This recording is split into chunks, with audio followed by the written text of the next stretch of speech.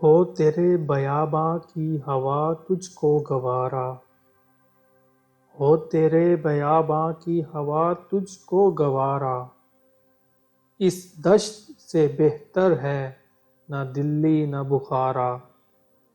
بوڑھا بلوچ اپنے بیٹے کو نصیحت کرتے ہوئے کہتا ہے کہ اللہ کرے تجھے بیاباں کی فضا راس آ جائے، کیونکہ اس صحرا و بیاباں سے بہتر اور دلکش کوئی شہر نہیں، چاہے وہ دلی ہو یا بخارا۔ لہٰذا میری دعا ہے کہ تو اس آزاد فضا میں زندگی گزارے، جس سمت میں چاہے صفت سیل رواں چل، جس سمت میں چاہے صفت سیل رواں چل۔ وادی یہ ہماری ہے، وہ صحرا بھی ہمارا،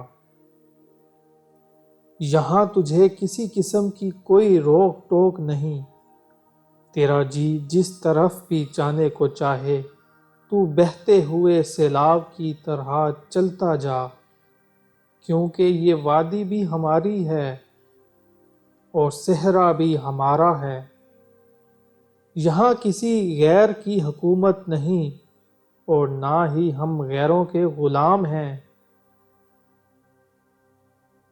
غیرت ہے بڑی چیز جہان تگ و دو میں، غیرت ہے بڑی چیز جہان تگ و دو میں، پہناتی ہے درویش کو تاج سر دارا۔ اس جد و جہد کی دنیا میں غیرت اور خودداری ہی سب کچھ ہے، اس کی وجہ سے درویش کو دارا بادشاہ جیسی انتہائی شان و شوکت نصیب ہوتی ہے۔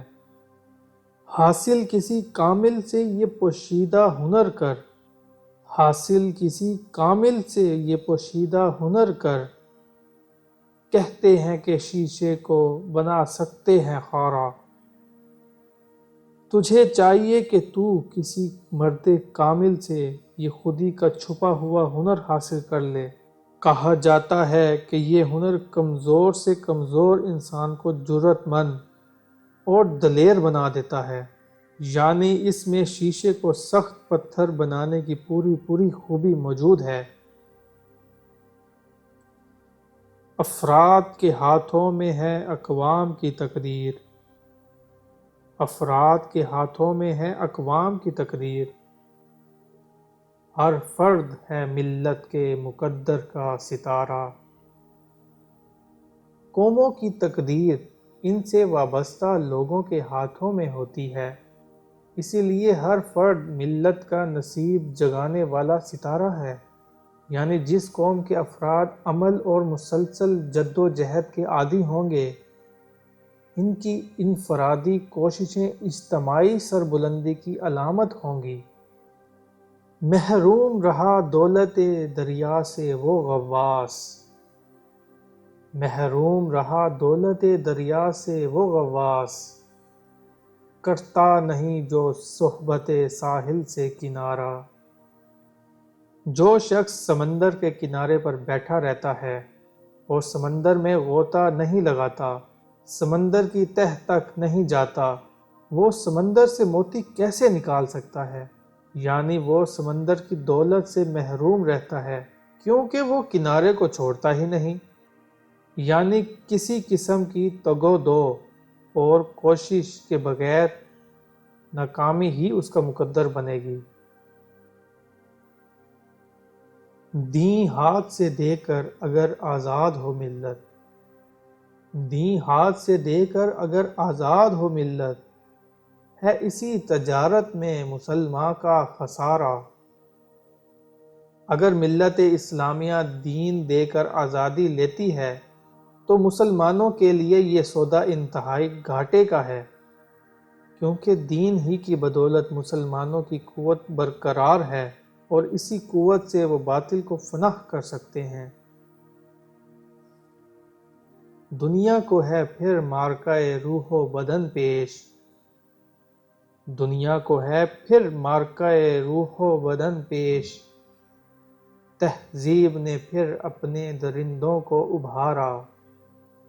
دنیا کو آج پھر روح اور بدن کے درمیان جنگ کا سامنا ہے، اور فرنگی تہذیب اپنے درندوں کو پھر سے اکسا رہی ہے تاکہ طاقتور کمزوروں پر ظلم اور تشدد کو مزید تیز تر کر دے۔ اللہ کو پامردی مومن پہ بھروسہ، اللہ کو پامردی مومن پہ بھروسہ، ابلیس کو یورپ کی مشینوں کا سہارا۔ اللہ کو مومن کی ثابت قدمی اور دلیری پر بھروسہ ہے، جبکہ ابلیس کو یورپ کی مشینوں پر۔ لہٰذا مومن کی شان اسی میں ہے کہ وہ اللہ کی عظمت، بزرگی اور رضا کا قائل ہو، اور اسی کے لیے باطل قوتوں سے ٹکرا کر انہیں نیست و نابود کر دے۔ ابلیس چونکہ ہر حوالے سے انسانیت کا دشمن اور بھلائی کے خلاف ہے، مادہ پرستی اور اللہ کے حکم کے خلاف رہنا اس کی فطرت میں شامل ہے، اس لیے وہ شکست کھاتا صرف مرد مومن سے ہے، کیونکہ مومن کی طاقت اللہ کی خاص عطا کردہ ہے۔ تقدیر امم کیا ہے کوئی کہہ نہیں سکتا، تقدیر امم کیا ہے کوئی کہہ نہیں سکتا، مومن کی فراست ہو تو کافی آرا۔ قوموں کی تقدیر کے بارے میں کچھ نہیں کہا جا سکتا کہ کل کیا ہونے والا ہے، البتہ مومن کی بصیرت ہو تو اس کے لیے اشارہ ہی کافی ہے۔ لہٰذا موجودہ صورتحال کو تبدیل کرنا نہایت ضروری ہے، ورنہ یہ مادہ پرستی کی دوڑ کسی کو اپنے پاؤں میں کچلنے سے دریغ بالکل نہیں کرے گی۔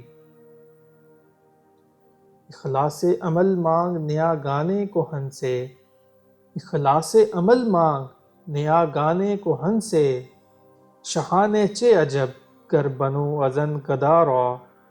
لہٰذا اے میرے بیٹے، اپنے پرانے بزرگوں سے وہ عمل مانگ جو صرف اللہ ہی کے لیے ہو، یعنی مومن جہاد سے سرشار ہو، یعنی تو صحیح معنوں میں بزرگوں کی سیرت پر امر پیرا ہو۔ اس میں تعجب نہ ہوگا کہ ان کی نوازشات سے ہماری دنیا و دین دونوں سنور جائیں اور ہم بامراد ہو جائیں۔